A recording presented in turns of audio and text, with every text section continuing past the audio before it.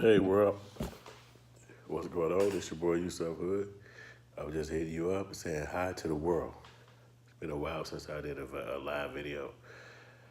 I keep telling myself I'm going to get better at this. I'm going to be doing this a lot more, but I haven't been doing it. However, I have been doing a lot in regards to living my dream and going after my goals and staying focused and being a better husband and a better father as best I can, a better son to my parents, and a better brother to my brothers and sisters. I'm just trying to always better myself. So in doing that, I had to take myself away from all the stuff that kept me kind of caught up in nefarious activities. So I've done that effectively. Look like for the last 10 years, I've been kind of off the beating path.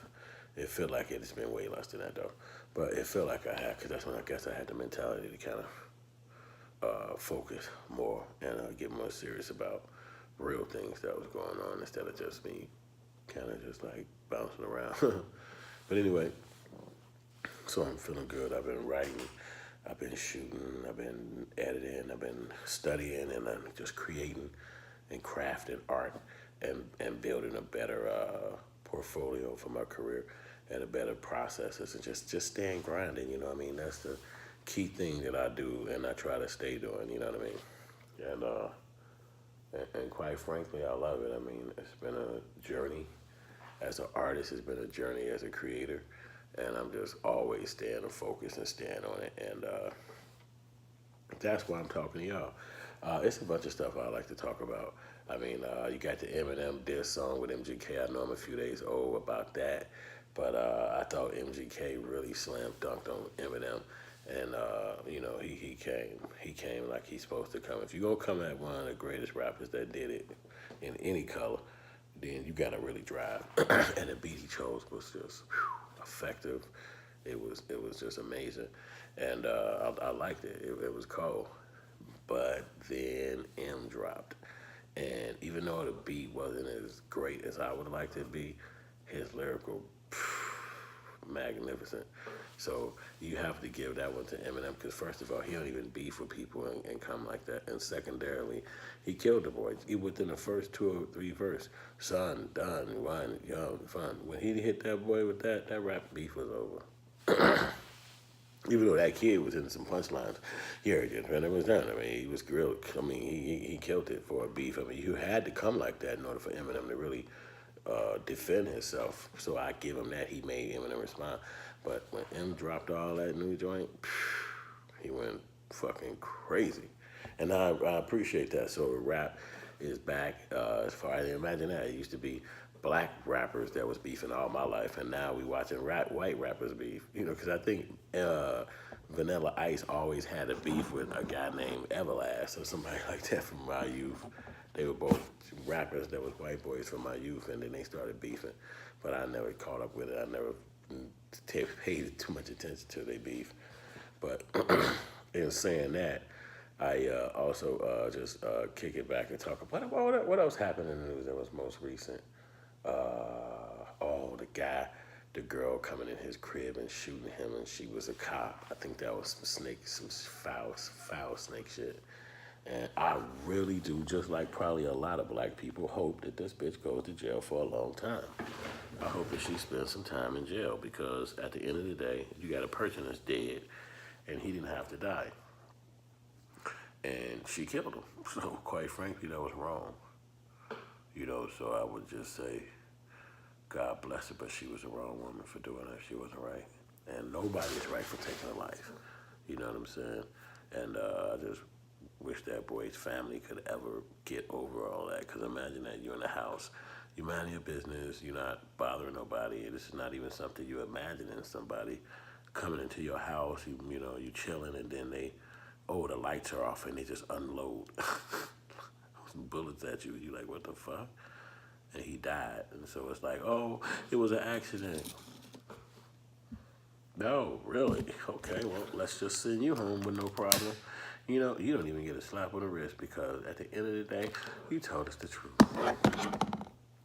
That's how the books be when you read as a kid.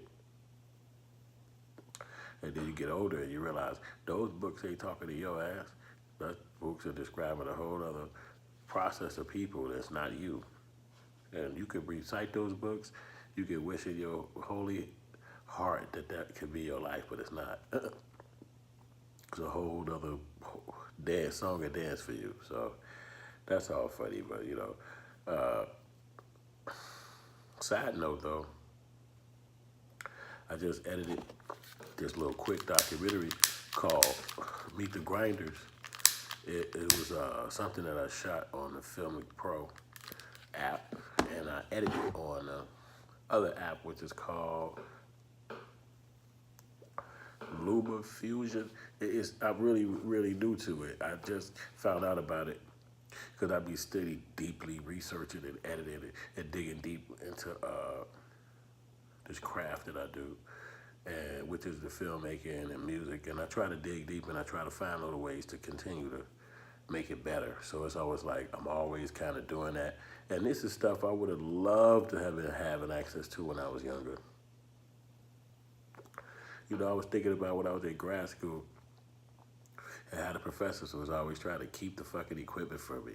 And you can't use this. I walk into school with like 8 movies. Documentaries, street DVDs. I was just into it, And that shit destroyed me because it was like, why? I'm a grad student trying to do these projects, and he's like, no, you can't use this equipment because it's just a constant thing when you're with those people. And I realized over the years, even when it was like that in my undergrad school, that dude got fired because he was trying to be such an asshole with me in the filmmaking side. So I took a break so I could just kind of like get to know my lady, get to know my kid, get to know myself, get away from the street world for a minute, because that wasn't what filmmaking was for me. It's like, I don't mind street people being in it, but it's not a street thing. It's a filmmaking company. And that's what I did. I was gonna rap, I did rap. But then I just kind of just got towards where I wanted to be, and that was in the film art. Theater is where I started. The Regal Theater in Chicago, I did that for 5 years. I acted, I built sets, I set people in chairs. I did whatever it took. But what I didn't do is I didn't act in much. Last time I acted I met KRS-One early that day. I was 17. He was tall as hell. He shook my hand. He told me, break a leg, man.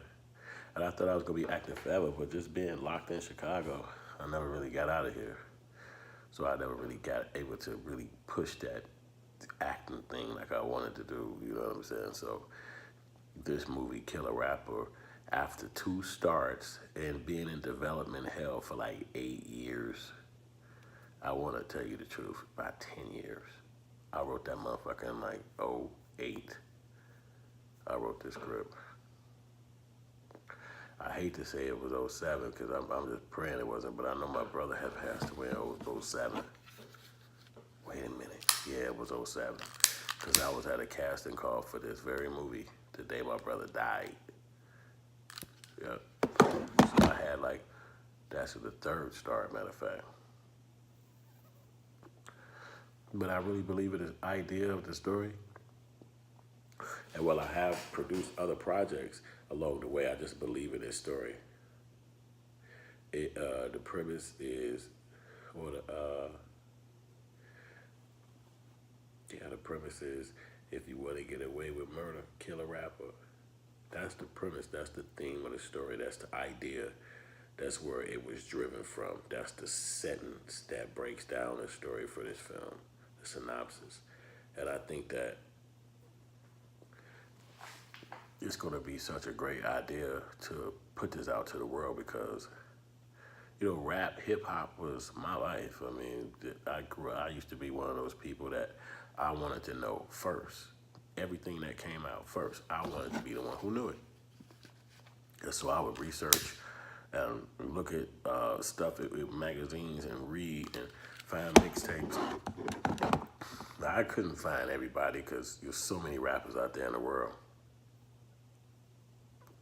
But it was a place called, well, it was a radio station called 88.5 WHBK that was in Chicago. It was Hyde Park Radio, which is the University of Chicago at Hyde Park. And they played hip hop in the middle of the night from midnight to 4 a.m. on Wednesdays and Saturdays. Wednesdays, Fridays, and Saturdays. And so obviously I would be up, if I was obviously as a kid all the way up to being a grown man. I listened to that every single day. Even if I was coming back from the club, it was like cut on HBK. I'm sure I wasn't the only one. But they would be a lot of rap. They played all rap, and mostly New York and Chicago or whoever. By the time that Atlanta took over the hip hop industry, that station had shut down. So whatever the year Atlanta started really getting, or big, I want to say, what, 98, 99, that station started getting ready to close down. And I didn't really hear too much about it. Maybe it could even still be around today, but I doubt it. Because it was a college radio station. I'm sure them guys are probably old men now, like, you know, like, hell, I look like playing music at that college still. I'm trying to think of some of the DJ names. But I was so kid, I was such a young person, it was just what we listened to all the time. They would even interview acts, and if you was a local artist here, they would let you go down there and talk about your raps and promote it. It was free. But people took advantage of it. And, one guy who I used to hear on there back when I was young, it is just one artist. It was several thousand, but this dude was from Chicago, and he used to call himself J.U. Ice. And I had never heard nobody put rhymes together like this dude.